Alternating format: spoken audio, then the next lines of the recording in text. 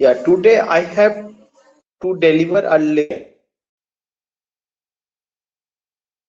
I have to cover his autobiography, means his study. I have to go with the biographical study of this. We all know that this is the picture of Vijay Tendulkar, a well-known dramatist of India in Marathi language. Marathi language, which was this is the picture of Vijay Tendulkar. And you get here biographical study. उनका जो पूरा नाम था विजय धोंदोपंत Tendulkar, born on 6 जनवरी 1988, कहाँ पे? Bombay presidency. 6 जनवरी 1928 को जन्म हुआ है बॉम्बे प्रेसिडेंसी में। पूरा नाम क्या था? विजय धोंदोपंत तेंदुलकर। डाइड 19 में एजेड 80 साल की उम्र में, पुणे महाराष्ट्र। और ये चिल्ड्रन है प्रिया तेंदुलकर। फैमिली में आप मंगलेश तेंदुलकर, ये उतना इम्पोर्टेंट नहीं जितना कि वो मराठी लैंग्वेज में लिखते हैं। और विजय धोंदोपंत तेंदुलकर उनका पूरा नाम था। 6 जनवरी 1928 को बॉम्बे उनका जन्म हुआ था। अवार्ड्स क्या मिला हुआ? पद्म भूषण 1984 में, संगीत नाटक अकादमी उनको मिला हुआ है, संगीत नाटक एकेडमी फेलोशिप 1988 में, national film award for best screen play. These awards you can just see 1977. So it's about award and it's about this man Vijay Dhodopant Tendulkar. Now it's the detailed study about this man. You are getting कि Vijay Dhodopant Tendulkar born on 6 January 1928, died 2008.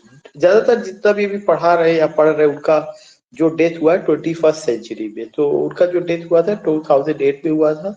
वह the leading Indian play right, एक play right के रूप में है, movie and television writer, literary essayist, political journalist and social commentator, primarily in Marathi. एक तो उनका लैंग्वेज की किस लैंग्वेज में वो मूलतः लिखते थे, ये चीज जानना जरूरी है। मराठी लैंग्वेज में। His Marathi plays established him as a writer of plays with contemporary unconventional themes. उनका जो थीम रहा है वो कंटेम्परेरी लिखा हुआ है।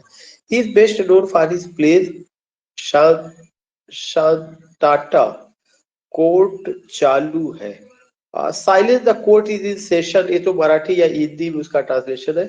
शांति या शांत मतलब कि silence the court is in session करके एक उनका प्ले 1967 में, घासीराम कोतवाल 1972 में, और उसके बाद है सखाराम बिंदर 1972 में। So in this way we come to know कि a well-known prominent figure, a dramatist, essayist, literary figure, these things we come to know। और जिनका नाम है विजय धोंदोपंत तेंदुलकर, born on 6 जनवरी 1928, 19 में 2008 को उनका डेथ होता है। और आने वाले समय में हम ये ज्यादातर ये तीनों तो कोशिश करेंगे कि मैं कवर करूं, जैसे silence the court is in session, Ghasiram कोतवाल और Sakharam Binder, all this things I will cover. और अभी मैंने इनका एक प्ले आपके साथ मैंने कवर कराया हुआ था, अगर आपको याद होगा। एक मैंने यहाँ पे नहीं कवर किया, किसी दूसरे प्लेटफॉर्म पे उसका वीडियो मैंने भेजा था, कन्यादान। तो इसीलिए मैंने इनको पढ़ा कि मैं इनका एक वर्क तो भेज चुका था, but I don't have gone with the biographical study. तो आज हम इनका बायोग्राफिकल स्टडी करेंगे और कुछ इनके और भी वर्क को हम कवर करेंगे। So many of Tendulkar plays derived inspiration from real life incidents or social upheavals which provide clear light on harsh realities. He has provided guidance to students studying playwriting in US universities. Tendulkar was a dramatist and theatre personality in Maharashtra for over 5 decades. So Maharashtra में एक well known literary figure, wrote in Marathi language, born on 6 January 1928, died on 19th May 2008, was a leading Indian playwright, movie and television writer, wrote in Marathi language. Some prominent figure, some prominent literary pieces written by this man is Silence the Court is in Session या Shanta court चालू आहे, घासीराम कोतवाल और सखाराम बिंदर, ये सब चीजें हैं, तो उसमें कोई वो नहीं है। और then you come to know कि इनका आगे का वर्क कैसा था। Vijay Dhandopant Tendulkar was born in a Gaud Saraswat Brahmin family. Gaur Saraswat ब्राह्मण फैमिली 1928 में मुंबई महाराष्ट्र। यह लोग हम लोग बात कर चुके हैं। उनके फादर जो थे एक क्लेरिकल जॉब में थे and right a small publishing business. The literary environment at home prompt young Vijay to take up writing. He wrote his first story at age 6। 6 साल की उम्र में उन्होंने अपनी पहली स्टोरी लिखा हुआ था। फादर उनके क्या थे? फादर उनके जो है वो एक क्लेरिकल जॉब में थे और एक अपना स्मॉल पब्लिशिंग बिजनेस भी चलाते थे, तो घर में पढ़ने लिखने का। He grew up watching Western plays and felt inspired to write plays himself. At age 11, he wrote, directed, and acted in his first play. At age 11, 11 साल की उम्र में he wrote, directed, and acted in his first play. सब कुछ उन्होंने एक ही 11 साल की उम्र में कर दिया। डायरेक्टर का भी काम, एक्टर का भी काम, राइटिंग का भी उनका अपना। At age 14 he participated in the 1940 Indian freedom movement. उसमें भी इन्होंने पार्टिसिपेट किया था। Living his studies the latter alienated him from his family and friends. Writing then became his outlet. You don't find कि और कुछ इस तरह का रहा है। उन्होंने फ्रीडम फाइटिंग में भी उनका अपना किया। और इसके अलावा ही participated in the activities of Naba Jiban संगठन, a splinter communist group. He said that he liked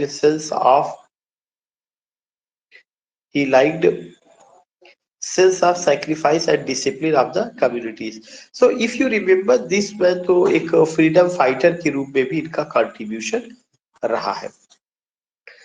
कुछ अवार्ड्स वगैरह जो उनके थे और उनकी कुछ चीजों को लेकर के कि one Maharashtra state government award, Maharashtra state government award 1969 और 1972 में, महाराष्ट्र गौरव पुरस्कार 1999 में। He was honoured with the संगीत नाटक academy 1970 and again in 1998 with the Academy's highest award, lifetime contribution, the Sangeet Natak Academy Fellowship. Sangeet Natak Academy Fellowship. In 1984 he received the Padma Bhushan, a बड़ा award उनको मिला पद्म भूषण 1984 में from the government of India for his literary accomplishment.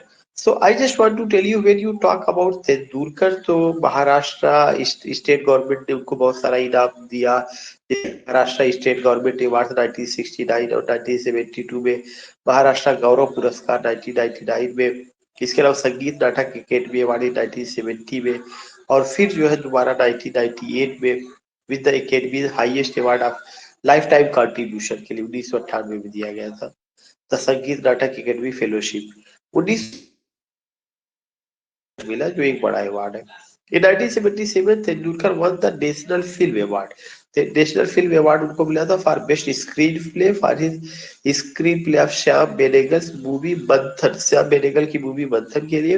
He has written screenplays for very significant art movies such as Nishant, Aakrosh, अर्ध सत्य and आघात। ये सब movie का उन्होंने स्क्रीन प्ले किया था। एंड यू फाइंड कि एक कॉम्प्रिहेंसिव दिया गया एक लिस्ट अवार्ड का। 1970 में संगीत नाटक अकादमी अवार्ड, 1970 में Kamala Devi Chattopadhyay award, in 1977 national film award for best screenplay, Filmfare best screenplay award, Filmfare best story award, Filmfare best screenplay award, Padma Bhushan, Saraswati Samman, Sangeet नाटक अकेडमी फेलोशिप। जो ऊपर का था वो यहाँ पर भी दिया गया। एट अ ग्लांस में हम सबको ये पता होना चाहिए कि what the award he got, उनको कौन कौन से अवार्ड मिले हुए थे। आप देखिए कुछ उनके अर्ली करियर को लेकर के कि Tendulkar began his career writing for, एक क्वेश्चन अक्सर करके पूछा गया, खास करके जैसे पीजीटी का जो पैटर्न होता था पहले एग्जामिनेशन का, उसमें पूछा जाता था कि फला राइटर ने अपना करियर कैसे शुरू किया। तो Tendulkar began his career writing for newspaper. Tendulkar ने अपना करियर जो है अगर देखा जाए तो एक जर्नलिस्ट के रूप में शुरू किया, तो वो न्यूज़पेपर वगैरह में लिखते थे। जैसे टीएस एलियट के बारे में पूछा जाता है, T S Eliot started his career as a bank clerk के रूप में उन्होंने शुरू किया हुआ था, या और भी ऐसे बहुत सारे लोगों के बारे में। He had already written a play आम चार कोर प्रेम करना।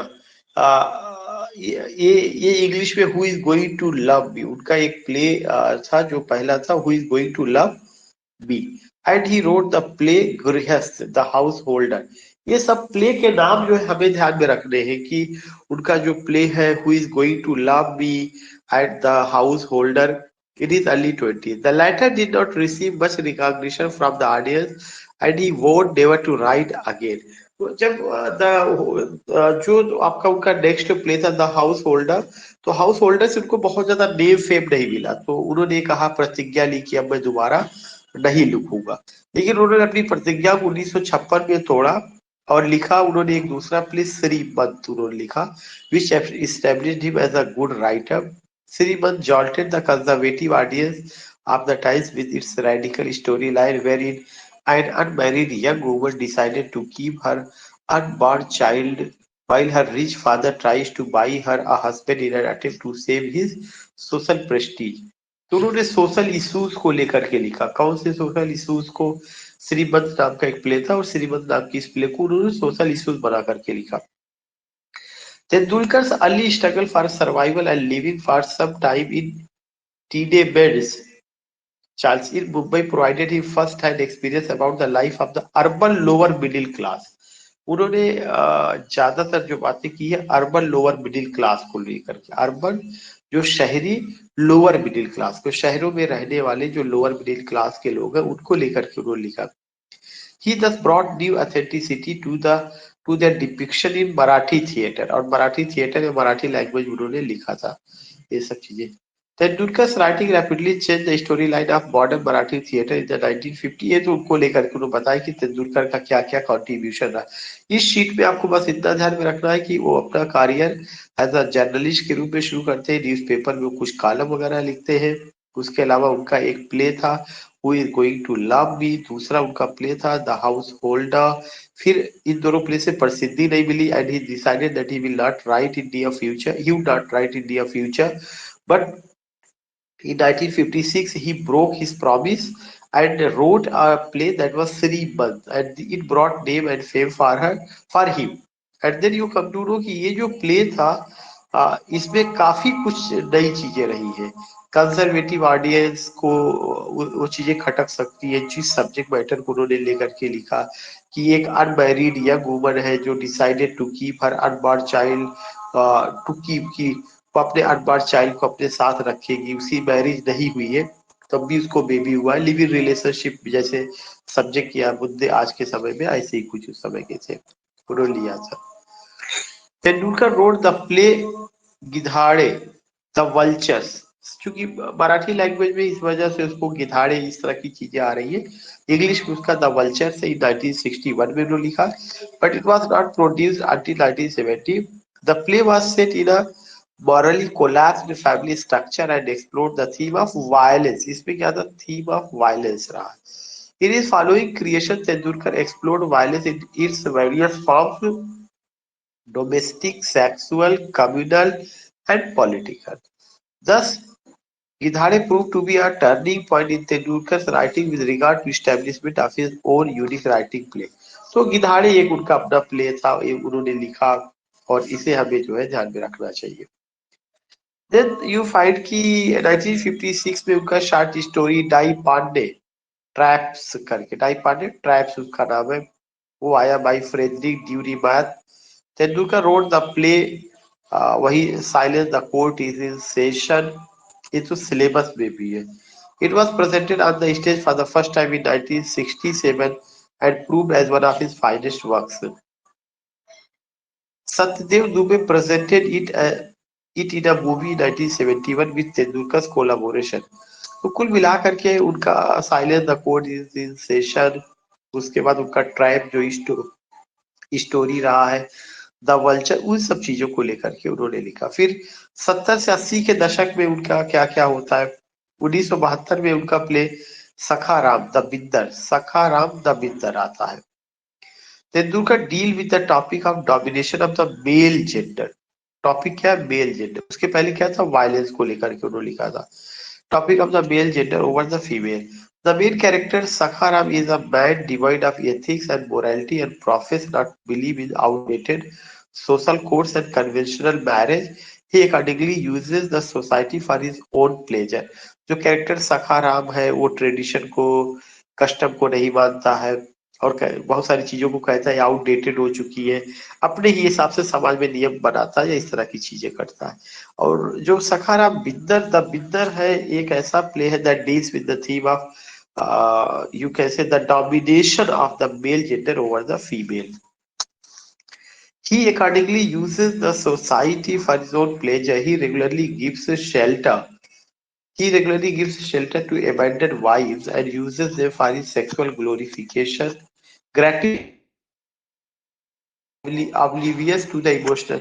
कुल मिलाकर के सखाराम का जो कैरेक्टर है उसमें लस्ट है, पैशन है, एक्सप्लॉइटेशन है, मेल गेजिंग है, डोमिनेशन ऑफ मेल का है और कैसे कैसे अपने लस्ट के लिए वो क्या क्या सहारा लेता उसको उन्होंने दिखाया है।